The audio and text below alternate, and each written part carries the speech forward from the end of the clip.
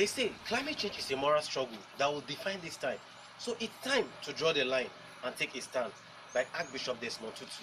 My name is Aina Abiodun Emmanuel. I'm an environmentalist and a climate change advocate, currently working on ways in combating the negative impact of rapid environmental changes within the Gogolada community. As we all know, an unkept environment or lack of environmental awareness can lead to environmental damage.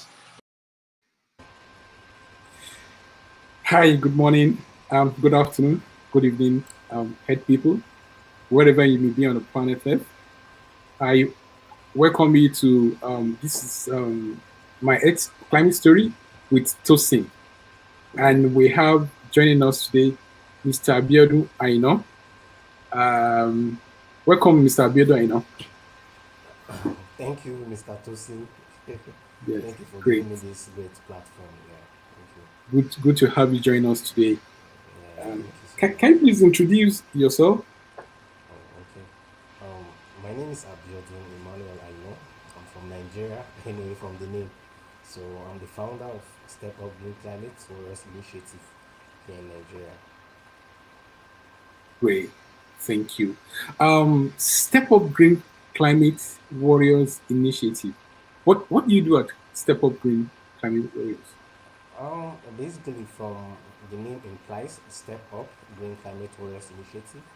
We're a non-governmental, non-profit organization that we engage in youthful programs and eco-smart solutions where we go to communities and sensitize young people on climate issues and climate crisis.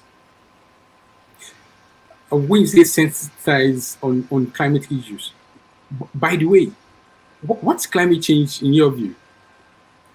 For me, climate change, although so many scientists, so many environmentalists, so many naturalists have come with different definitions, to define what climate change is. But as it is now, it's a global threat. It's the 21st century, and everybody is it's just one of the major problems the world is facing now. So many people never believe that climate change is real. Some feel that it's a hoax story. Some feel that it's just a made up story people bring. But the facts are there. Science don't lie.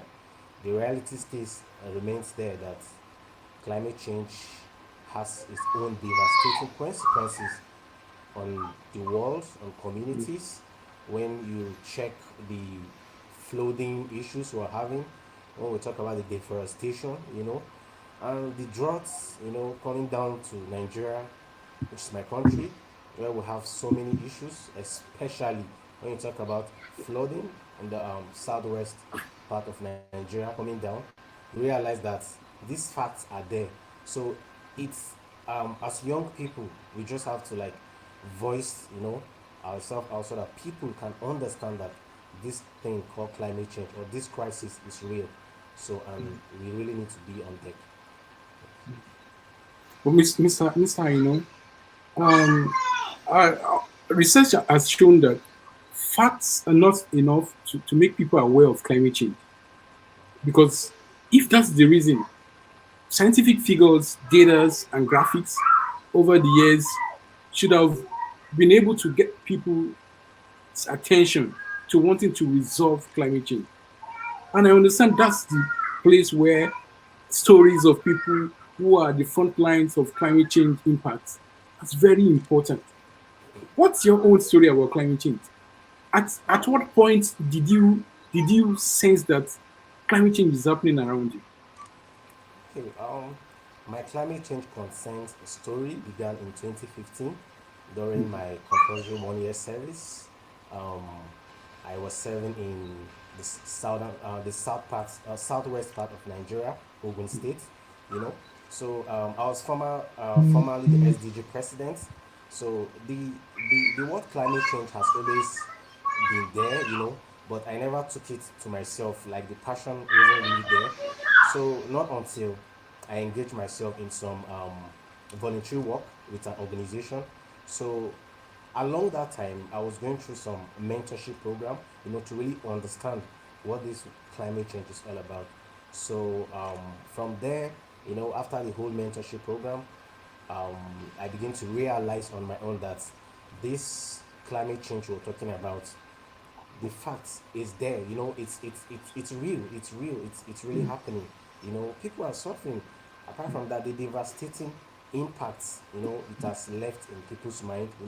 Both communities, and mind you, in Africa, we are the one who is hit by this climate change problem. Um, what happens elsewhere never stays there. What I mean is that the issues of climate change, the impact doesn't just remain there, because this thing has no boundary, has no immune. You know, we down here in Africa, we suffer much of the consequences. So we really need global leaders and even African leaders, to really take the issue of climate change really, really serious. If you're talking about the seriousness of climate change on a continent such as Africa, what has been some of your own findings? Why is it that you just alluded to the fact that people don't seem to believe in it, or do not seem to tie the effects around them to climate change? How can we overcome this? Should I say willingly ignorance, or I think the first thing first is that young people need to like super change, their climate change ambition. We really need to take this up. What I mean by that is that there are a lot of young people who need to understand this climate change because I mean the young people, they are the ones who are going to take the mantle of leadership tomorrow. So if the young people, if they don't go out, talk to people, sensitize people about these things. I mean, everywhere, nobody's going to say anything about it.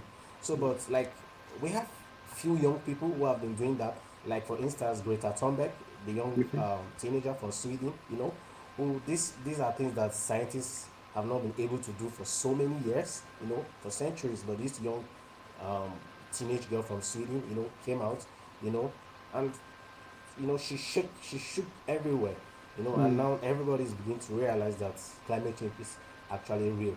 So my own advice to young people is we need to learn how to speak out, because if we do not speak out, um, then nobody's going to believe that climate change is actually real.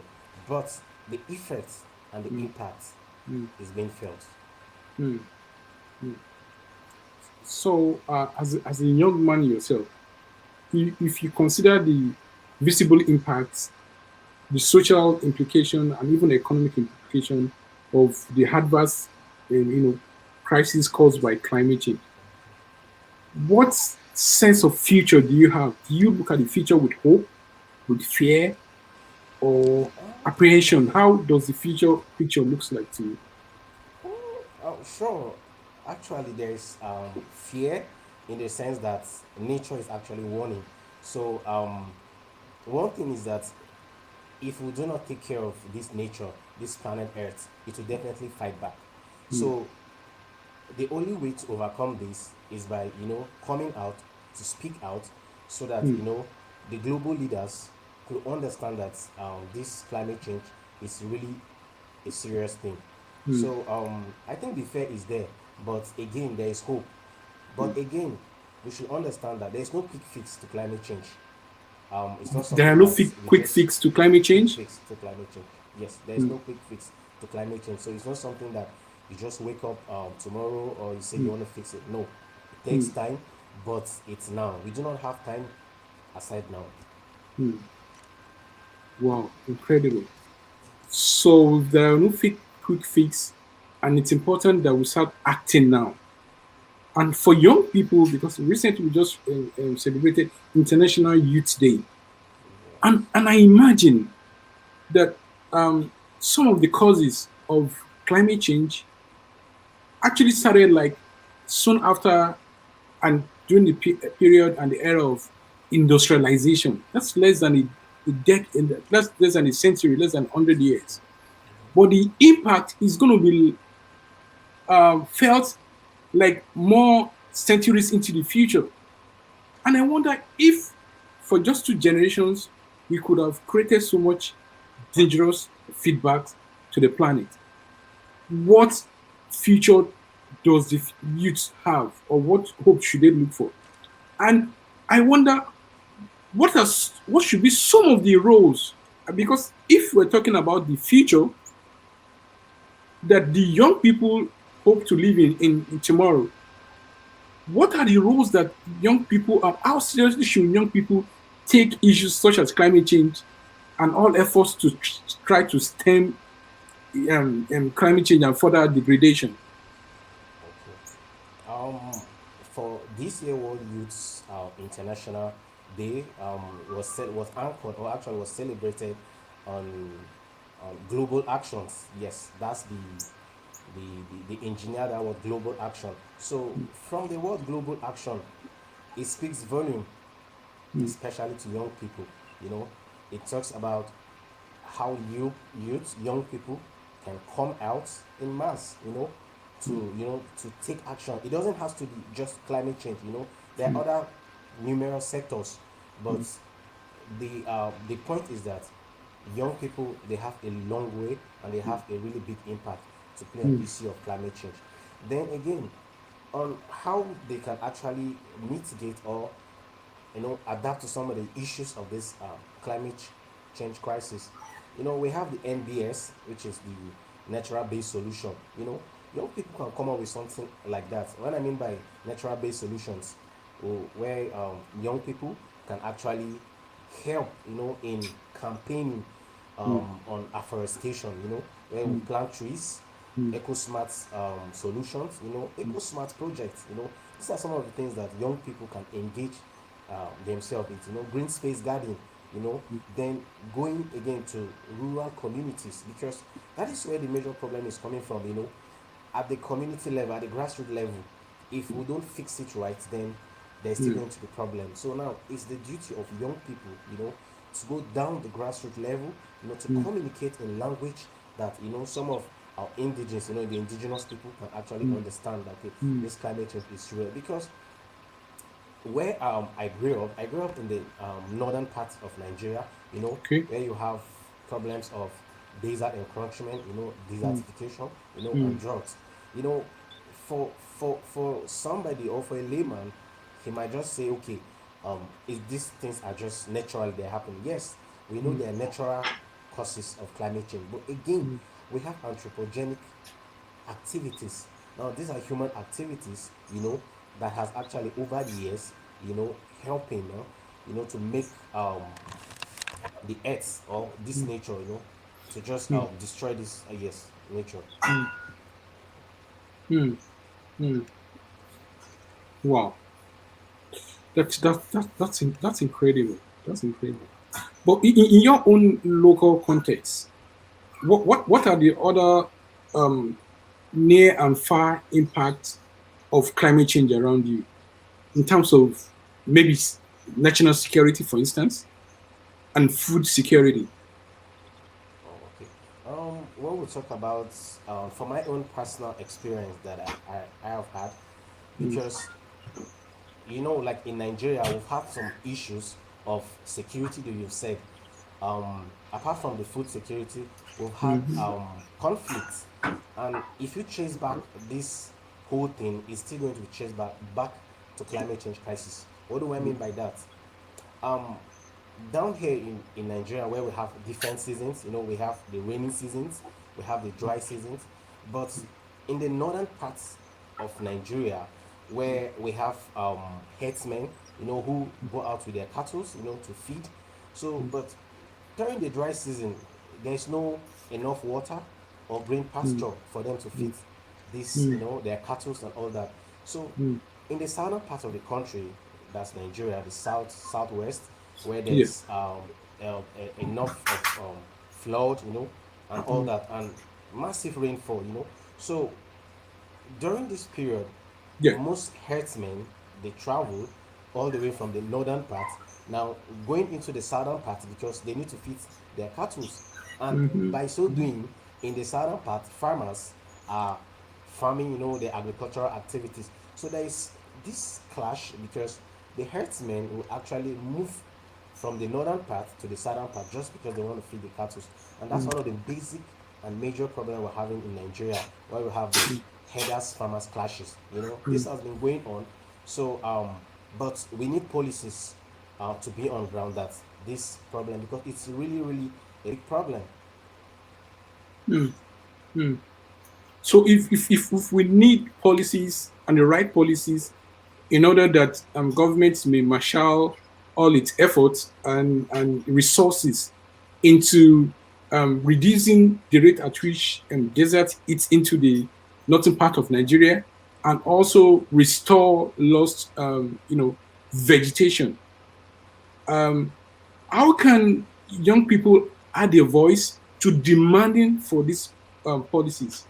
How can they be part of making sure that politicians who come to them for electoral votes have manifestos that has some green components, manifestos that hope that plans to address climate change in governance? How can young people's voice using social media and all that be strong in advocating for this? Because it's a time bomb. It seems to me like the picture you painted is a time bomb already happening and waiting to even further explode. Okay, you know, when it has to do with young people, Mm, because if you check the population, the young people, they populate like more than half of the population, especially coming down to Nigeria. The only way or the tool the young people can use is for them to voice out. mm, If you don't use your social medias to voice out these mm, problems, then we need to go out. There's action. You don't just talk, you need to back it up with action. And what I mean by action is that people need to go do campaigns, climate change campaigns, climate change mm, crisis. Okay, this is real. And that's mm, the only way, mm, the governments can actually begin to listen to young people and know that, okay, this thing is real. mm, mm. Okay, great. Thank you so much. This has been quite incredible. And by the way, why are you doing this personally? Why are you Um, volunteering for on climate change issues and the environment and stuff like that? For me, this is a passion first, because Mm, right from 2015, my story about my climate change, how it has been, it has always been that passion inside me that I wanted to do something, for humanity. And mm, this is just the perfect time for me, right from 2015 till 20 till date. Um, I've been engineering, pushing for these climate change campaigns and crises, so that mm, people can know that this thing is really happening.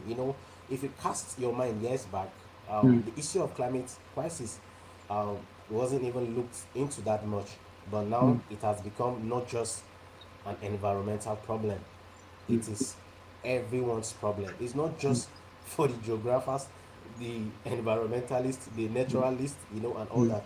It's mm, issue of everybody. And issue of climate um, change is not mm, just it has become issue of developmental issues to mm, countries now, because it has a triple effect, or it has a devastating consequences on the economy if it's not mm, taken care of. You made mention of um, food security, because mhm. a while ago I did some research on Okay. yes, I did some research on the impact of climate change on agricultural output, in Nigeria. Mhm, So while doing this research, I had to go to some of these local farmers, to mm, understand the, the, some of the problems they go through, mm, especially with their farm produce. And mm, they know this is real, but mm, they need to be sensitized. They need to build that resilience and that adaptation, capacity, so mm, they will know how they can handle the issue of climate crisis. Because mm. in Nigeria, mind you, we have the rainy season, the dry season. Okay. So Okay. yes, so when it has to do with agricultural activities too in Nigeria, it's seasonal. But now there's Mm, issue of fluctuation. The weather doesn't seem to be what it used to be years mm, back again. So it's either there's excess of rain, or mm, there's shortage of rain. Yes. mm, So we go out, speak to farmers, mm, okay, then try to sensitize them on how they can adapt and build resilience for mm, this climate crisis, because it's actually a war. So, mm, and for mm. me, climate change is an examination for every humanity, and we must not Okay. fail it. Wow, wow, great, great. And how have you been successfully been able to carry out your activities? Do you work with other? Do you collaborate with other organizations or volunteers? And what's been the response when you call out for people to join you in this work? One thing with climate issues, I think a lot of people want to be part of, the climate change, because things happening around the world now, most things happening around the world, Mm, it's climate change, climate change, mm, climate change. So mm. everybody wants to reckon with this climate issues, climate crisis. Everyone Yeah. wants to be part of the solution. So there's always um, this wake up call when you ask people, okay, this is it. People always respond. The turnout is really, really great. Yes, Oh, people wouldn't want to turn out, but the turnout is really great. Like for my organization, we're a group of young people, and basically our focus and our aim is on how to sensitize humanity at a young mm, age. So mm, mm, we try to get them right from a tender age and mm, build them. Yes. So the mm. response is positive. Okay. Oh, great. That's quite impressive. That's quite impressive. And I know you are not paid to do this. Can you what's that spirit of volunteering? How has it been fulfilling to you, or what's been your response? And have you been keeping this on day by day? And I wonder what's motivating. Yeah, the truth is that a lot of young people feel that there is not much opportunities in in climate change because Mm.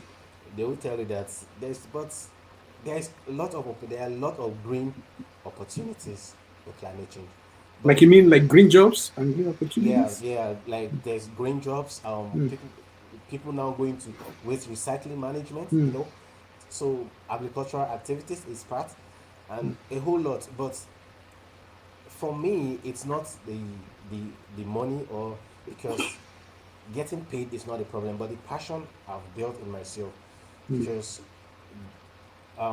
building yourself and making impact on humanity, I think it really pays a lot. So mm. for me, volunteering has always been a thing of joy for me. So that's why I took this upon myself and I set up this organization. Right from 2016, the idea has been there. So I dated it in 2018, and Mm. we're young but we're moving. Great. Thank you. It's always very, I'm always very impressed when I see young people who, working locally to help to see how they can, resolve local challenges, especially environmental challenges, because it's not very common. We live in a world where we're always more concerned about what do we get from the environment than what do Yes, we give that's back true. to the environment. That's true. And so I there's a poem I usually like to share on this platform for people like you who are working in different areas to make sure that our planet is a little bit more habitable, more sustainable, and that future generation would have hope because of what we are doing today. But I know the task is huge, the challenges are high, and sometimes we can feel so lonely. So I came across this poem, and it reads, "May all the healers of the heart find their own healing. May they be fueled by passion and love for the earth. May they know their fears, but not be stopped by fear. May they feel their anger, and yet not be ruled by rage. May they honor their grief, but not be paralyzed by sorrow.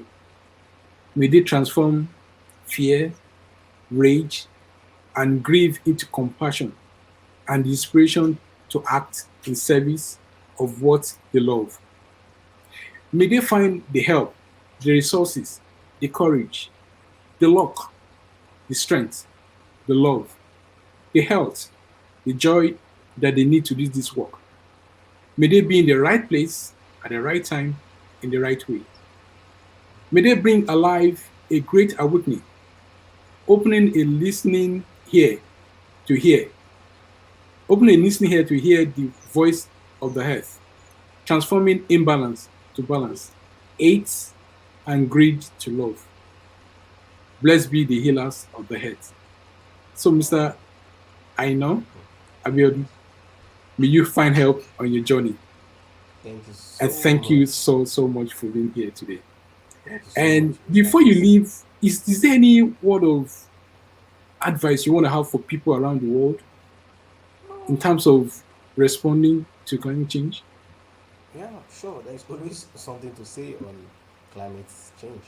I think basically the advice I would give to people around the world, especially the global leaders, um, they need to take the issue of climate crisis, ecological breakdown, very, very serious. Because if we do not pay attention to nature, we might all get destroyed someday. So Mm. we need to start, um, the global leaders need to start setting up policies, resilient policies, adaptive means that this climate crisis can actually be taken care of. So it's actually a good cause to fight for. And for young Thank, people too out there, they because we really have a long way to go. So young people, we need to voice out, we need to come out in mass and speak on this issue, on this global threat, because it's the present danger right now, and it has actually reached the brink. So we need to speak out, and we need to march with action, not just speaking. We need to march with action. That's why this year World Youth International Day, it's global action. So young people need to go out, speak, you know. So that's my advice for young people and for everybody around the world. thank you so much, Mr. Aina Abiodun. Ed people, you've just listened to Mr. Aina Abiodun share with us his climate impact story. And wherever you may be on the planet, too, it's not just a story by an individual, but it's a story of an experience lived in areas, communities that is heavily impacted by climate change.